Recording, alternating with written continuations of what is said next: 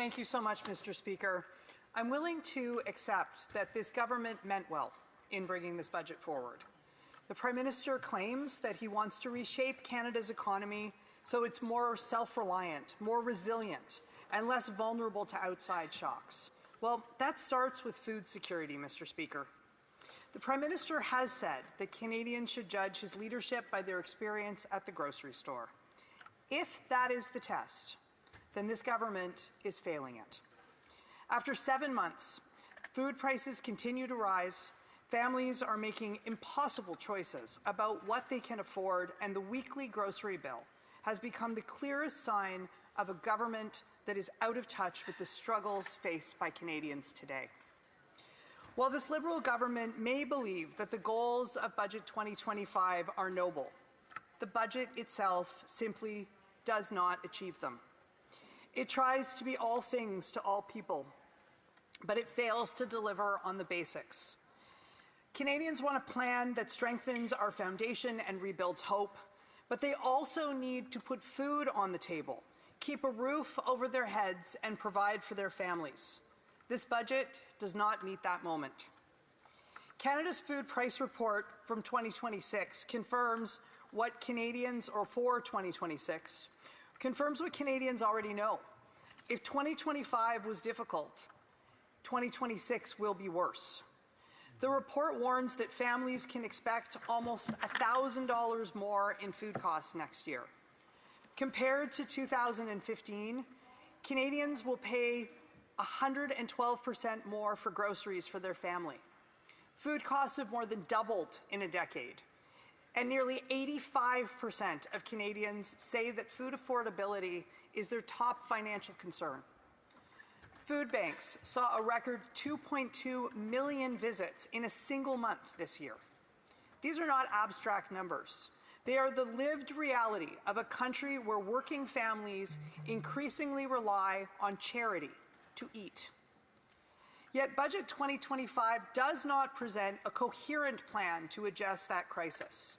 It doesn't reduce taxes in any meaningful way that families can feel today. It doesn't reduce the fees or the regulatory burdens that drive up the costs through the supply chain.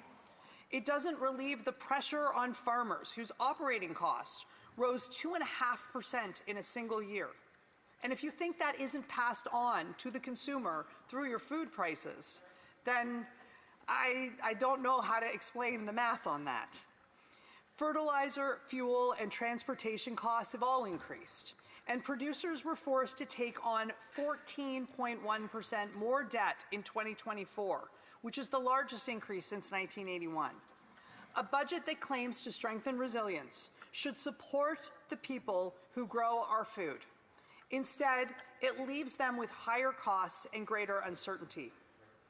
Mr. Speaker, Canadians understand that the world is changing.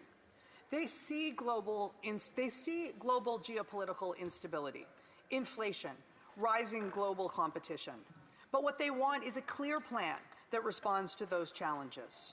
They want their government to understand the day-to-day struggles that shape their lives right now. You can't build a resilient economy when families can't afford groceries. Instead of delivering clarity, this budget presents pages upon hundreds of pages of contradictions. One of the clearest signs of that is the government's use of the new separation between what they call operating spending and capital investment. In theory, this could provide discipline and transparency, but the Parliamentary Budget Officer has indicated that a full $94 billion in expenses have been mischaracterized as capital spending. And while the budget pledges to balance operational costs someday, it never commits to balancing the budget overall. Canadians know that when you spend more than you earn, somebody pays the price down the road. That would be our children and our grandchildren. Deficits still count even when they're hidden in new categories of line items in the budget. The contradictions in this budget extend to the economy. This government keeps saying that Canada has strong economic fundamentals, yet families are telling me that they want groceries for Christmas. On Vancouver Island this week, Another mill in Crofton announced that it's closing its doors. That means 375 more families without paychecks and more than 1,000 others that are indirectly hurt. 31 mill closures across British Columbia and counting means shrinking tax bases, weakened communities, and more pressure on food banks. Budget 2025 offers slogans, not solutions. Meanwhile, the Food Price Report makes clear how widespread the affordability crisis has become. 86% of Canadians say they're eating less meat because it's become too expensive. The report notes how rare it is for beef, chicken, and pork all to rise sharply in the same year, and yet that is what Canadians face in the grocery store. And the pressures extend to every aisle, Mr. Speaker. Since the Prime Minister took office, strawberries are up 51%, beef is up 30%, chicken 23%, coffee 22%, and even salad dressing is up 13%. Meatless burgers are up 17% year over year. Food inflation is now double the Bank of Canada's target rate and rising 48% faster in Canada than it is in the United States. These increases are not a force of nature. They're the consequences of policy choices, including the government's refusal to remove the hidden taxes, including the industrial carbon tax, that raise the cost of everything from farm inputs to food transportation. Conservatives proposed real solutions to reduce costs and rein in the record high deficit that fuels inflation. The Liberals voted against both. The gap between the government's rhetoric and reality is also evident in its behavior toward a food bank in my community. Loaves and Fishes operates in 44 communities across Vancouver Island, each with increasing need, and was promised $5 million to expand operations in the December 2024 fall economic statement by this Liberal government, or by a Liberal government. Nearly a year later, that money has still not arrived. The government initially denied its obligation to honor that Whitton promise, saddling the organization with $35,000 in additional monthly interest costs and forcing cuts to its Christmas programming this year. If the money does arrive, it will only do so as a result of immense pressure from the organization, myself, and our community. Ministers in this government stand up every day and claim to champion the hungry. But when it takes many months and a full court press to shame this government into keeping its written promises to a food bank during a national food affordability crisis, it tells you everything you need to know about where their heart is. Budget 2025 claims to reshape our economy for resilience, but you cannot strengthen a country by ignoring the immediate needs of its people. The government talks about productivity, but hungry people cannot work to their optimum level. It talks about building Canada strong, but provides little to nothing for the seniors who built this country, even less for the students who are its future, and even less than that for working families. And with food inflation running rampant, it offers no meaningful plan to make groceries affordable again. Brookfield must own stock in a grocery chain somewhere, Mr. Speaker. Mr. Speaker, Canada needs a government that understands that affordability is the foundation of economic security. A government that sees families, workers, and vulnerable people not as footnotes to a capital plan, but as the heart of a strong country. A government that recognizes that you can't build resilience on borrowed money alone. Budget 2025 may have set out worthy goals, but a budget is only as strong as its execution. This one does not deliver the clarity, the discipline, or the conviction that Canadians need. And we see that in the fact that there is no clear message coming out of this government around the budget.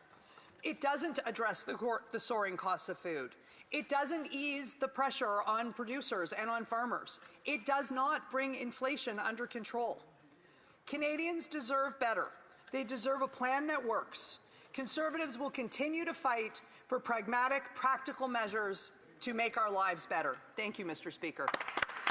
Questions and comments. Questions et commentaires. The Honourable Parliamentary Secretary to the Government House Leader. Yes, thank you, Mr. Speaker. You know, in some ways I appreciate what the member's saying. In other ways, I would challenge her thinking. Because when we have Conservatives talk about sympathy towards those individuals that are experiencing difficult times, yet we see the Conservatives call programs like the National Food Program as garbage.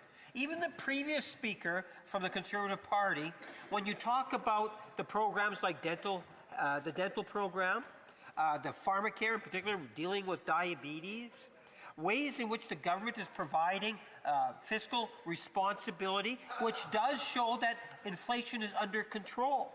There's many things that the government is doing. The question is why does she not actually act based on the words that she is saying? The Honourable Member for Nanaimo Ladysmith. I'm so glad that the honourable member asked me about the National School Lunch Program, because we absolutely believe that children should be fed. We believe that parents should be able to do it. But what's incredible is that if this federal government really wanted to make a difference, and they wanted their dollars to make the maximum difference, they would recognize that we have a fabulous local school board in the Nanaimo Ladysmith Regional District School Board, and they have these programs. And if they really wanted to make a difference, they wouldn't add another layer of national bureaucracy. They would transfer this money directly to the provinces, who would transfer it directly to the school boards. And the people who would get credit for it are the teachers and the schools. Questions and comments. Questions et commentaires. L'honorable député de Gaspésie, les Îles de Madeleine. The honourable member for Gaspésie, les Îles de Madeleine, Listinoche. Thank you. I'd like to thank my colleague for his speech. And I'd like to zoom in on a particular part of C-15. We heard last week about the agreement between the Government of Canada and Alberta and the possible pipeline. And in C-15, there's a fast-track mechanism that would enable a minister to exclude a business, that would exempt a business from any legislation other than the criminal code. With that in mind, and the fact that my colleague is from BC, can she give us her perspective on that part of C-15? Member for Nanaimo Ladysmith. I'm really glad that the honourable member asked me about C-15, and in particular this MOU that is out there. You know, one of the really big challenges with it is that no one knows what it means. We have First Nations chief and BC saying that there's a veto and that they will not approve it. We have other people, we have the government saying that it's going to go ahead. And when it comes down to it, we don't actually know what's going to happen. And there is no clear path, no clear symbol, and I really wish that this government would decide whether or not they are creating one economy out of 13 or 13 economies out of one. Questions and comments. Questions et commentaires. The Honourable Member for Vernon Lake Country, Monashee. Thank you, Mr. Speaker. The Canadians have been getting less and less buying power over the last 10 years. Food prices have doubled and wages have not doubled. I mean, that indicates a real inflationary environment. We all understand this, but my colleagues across the aisle seem to think that they boast about the handouts that their poverty-inspiring policies have created in the first place. And my question for my colleague is, do you believe this is an intentional strategy along philosophical lines, or is it just a massive screw-up? Member for Nanaimo Ladysmith. I want to thank my honourable colleague for the question, and believe me, I would actually like to think the best of my colleagues across the aisle. I really would.